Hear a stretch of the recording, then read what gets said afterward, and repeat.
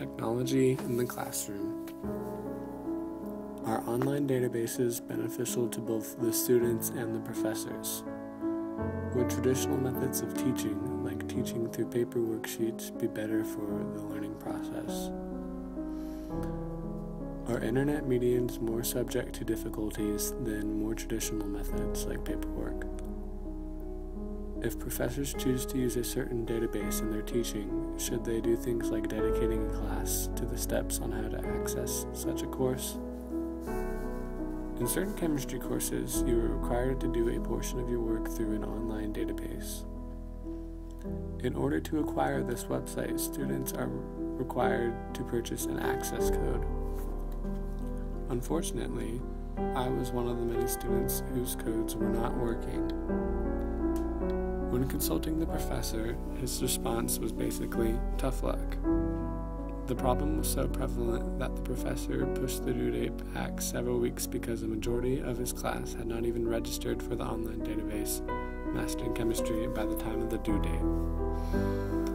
Many of the students were becoming frustrated because no one knew why they could not access the website, and the professor did not seem to really care. Eventually, students discovered that, in their efforts to save a few dollars, they purchased an invalid code because they did not purchase one from the stamp bookstore on campus. Other book holders had access codes with the same ISBN numbers, but the access codes were invalid to register for the website under this specific class. The University of Maryland only had the codes from the stamp bookstore in its system, so the class would only accept codes from the stamp store. When the students found out the problems, they had to go through the complications of returning the already used codes and getting the right ones. Also, there was little time left on the assignment, so the students had to rush to submit their work in time. To avoid unnecessary conflicts such as this one, professors should use simpler methods of assignments like worksheets, or they should ensure that all students can access and register for the site before assigning work.